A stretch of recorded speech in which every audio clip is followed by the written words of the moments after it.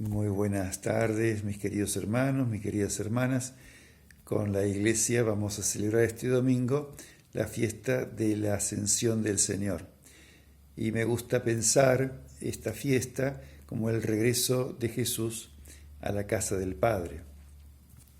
Antes quiero decirles que en la segunda lectura de este domingo, San Pablo, en su carta a los Efesios, nos dice, nos expresa un deseo, ¿no? Se lo expresa a los Efesios y también a nosotros. Dios les ilumine los ojos del corazón. Y esto me recordaba aquel famoso texto del Principito que decía, solo se puede ver bien con el corazón, lo esencial es invisible a los ojos. Esta frase está puesta en la boca del zorro, que es uno de los grandes maestros del Principito. Tal vez esto es lo que necesitamos nosotros, cada uno, para poder penetrar en el misterio que hoy celebramos, para poder entrar en su significado más profundo y no quedarnos como en el decorado o en el ropaje, ¿no?, con el cual Lucas intenta transmitirnos este misterio. No podemos seguir pensando que Jesús subió a alguna parte o que el cielo está arriba, que está sentado a la derecha de Dios, que no tiene tronos, ni tiene izquierda, ni tiene derecha. Y tampoco el cielo es un lugar físico, geográfico, sino el cielo es un estado, ¿no?, un modo de existencia absolutamente diferente a todo lo que conocemos y a todo lo que nos podamos imaginar, que está presente en todo, que está sobre todo, porque finalmente el cielo es Dios. Por otra parte, fíjense, Jesús reiteradamente anunció su condena, su pasión, su cruz, su resurrección, pero nunca habló de la ascensión.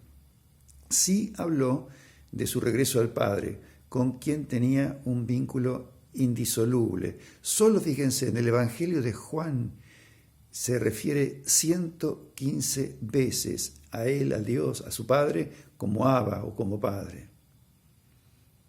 Lo cierto es que Lucas es el único evangelista que propone un tiempo de 40 días entre la resurrección y la ascensión, ¿no? Es un tiempo de 40 días absolutamente simbólico, que nos quiere indicar que en cierto momento hubo como un corte, ¿no?, un antes y un después en el modo de presencia de Jesús con los suyos.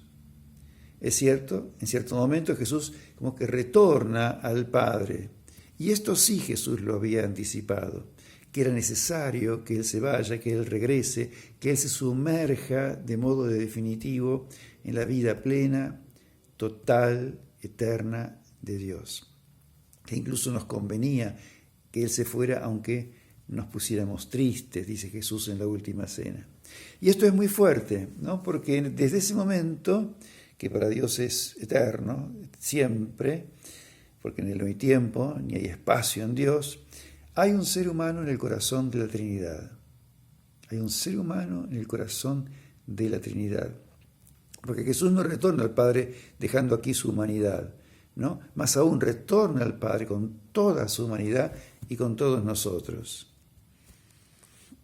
Una primera reflexión entonces que podríamos hacer hoy es que también a nosotros y en la vida nos toca, como a Jesús, bajar y subir, salir y volver, salir y regresar, ¿no? Bajar como bajó el Hijo de Dios al seno de María, ¿no? Después bajó al pesebre, bajó a bautizarse en el Jordán, bajó a mezclarse con los últimos en la escala social, ¿no? Es levantado, es verdad, en alto, pero en la cruz de esta elevación sí Jesús habla, ¿no? Y finalmente baja al sepulcro, y más aún, en el credo decimos, bajó a los infiernos. Pero fíjense, baja para subir. Y entonces en Él se cumple máximamente lo que el mismo Jesús había dicho, ¿no? El que se humilla será exaltado. Nadie se humilló tanto como Jesús, y nadie, por tanto, fue tan exaltado en alto como Él. Y nosotros también debemos bajar. Nosotros también. No hay otra forma de participar en la misión de Jesús y de seguirlo de verdad. Y tal vez, al primer lugar que debamos bajar es a nuestros propios infiernos, donde habitan nuestros malos o desordenados deseos, las pulsiones y los instintos que no sabemos o no podemos manejar, nuestras reacciones desproporcionadas que nacen de nuestras heridas, bajar a ese lugar hondo, a ese lugar inconsciente incluso, ¿no? Que muchas veces se manifiesta a través de nuestros sueños y que sale con el modo de las compulsiones, tristezas, insatisfacciones, bloqueos, miedo, falta de dinamismo, tristeza, falta de ganas de vivir. Y entonces sí, digamos, ¿no? Entonces sí, cuando hemos asumido ese infierno personal, cuando lo hemos logrado integrar, sanar, o al menos reconciliar con él, soldando un poco nuestra historia personal, regresar, iniciar el camino de regreso al Padre, como personas nuevas, como personas renovadas, con nuevas energías, con más paz, con alegría, pasando por la vida como Jesús, ¿no? Haciendo el bien, compartiendo con todos y con todas ese amor que nos inunda el corazón y que no puede dejar de contagiar a todos aquellos con quienes nos vinculamos. Fíjense que el bautismo tiene este simbolismo, ¿no?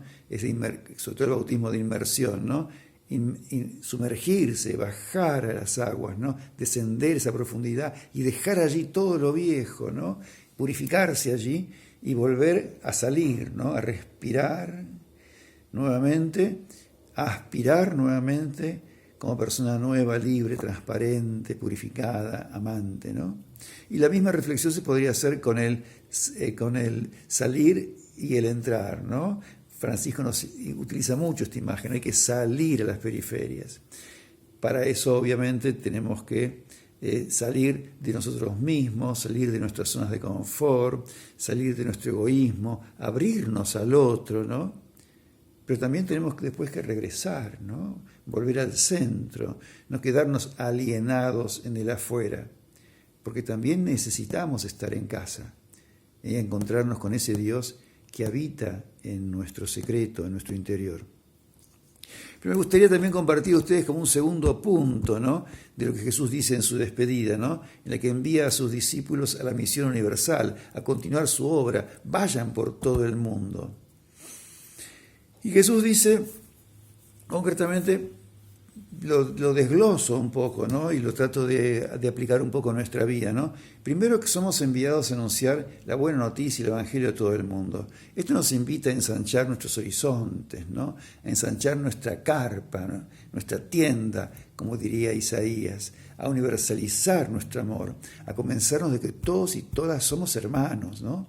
A promover todo aquello que humanice, a denunciar todo aquello que se opone a una vida digna, una vida más humana, buena, sana, a denunciar la injusticia, la inequidad, la violencia, la corrupción, todo aquello que se opone a la buena noticia de Jesús. Vayan a todo el mundo. Y también dice echar los demonios, ¿no? Echar los demonios en nombre de Jesús, lo cual supone, primeramente, tomar conciencia de nuestros propios demonios, ¿no? De los demonios que nos habitan y aprisionan, y descubrir que tenemos la fuerza y las herramientas para vencerlos, porque somos personas únicas, preciosas, amadas incondicionalmente por el buen Dios. Y entonces llevar a la práctica acciones que liberen y nos liberen de los demonios del individualismo, del egoísmo, de la injusticia, que liberen de esas ideologías endemoniadas, justificadoras de la actual situación de opresión, de desigualdad y de tantas pobrezas que deshumanizan. También dice Jesús que nuestra fe tiene la fuerza y la vitalidad para enfrentarnos al mal y vencerlos. Un mal que hace tanto daño como las serpientes y su veneno. Entonces tenemos que anunciar el Evangelio con obras que manifiesten que no estamos envenenados ni por el odio, por el insulto, la agresividad que nos rodea cada día, y que tampoco estamos envenenados por el pesimismo y el desencanto de esta sociedad. Que tenemos el antídoto para el veneno de las víboras, el veneno de la mentira, el veneno del soborno, de la corrupción, de la murmuración que destroza las relaciones humanas, el demonio de los prejuicios, de la superficialidad. Y por último, hermanos, la fe nos ayuda a desarrollar la capacidad de comunicarnos, no hablen lenguas nuevas, ¿no? Que nos permitan comunicarnos con todas aquellas personas que han sido silenciadas, que no tienen palabra, que necesitan a alguien a su lado que les hable con un lenguaje que a veces no es el de las palabras, sino el de los gestos, el de la mirada, el de las manos, el de los pies, que acompañan el lenguaje finalmente del amor.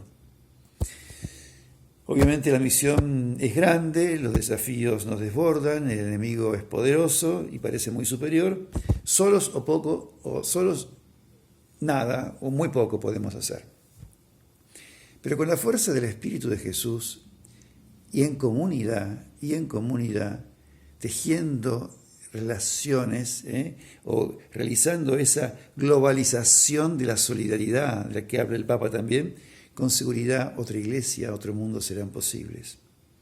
Bueno, llegando al final del tiempo pascual, les deseo que Pentecostés nos encuentre con un corazón abierto a ese espíritu que puede transformarnos y hacernos de verdad vivir como resucitados. Que tengamos muy buena semana.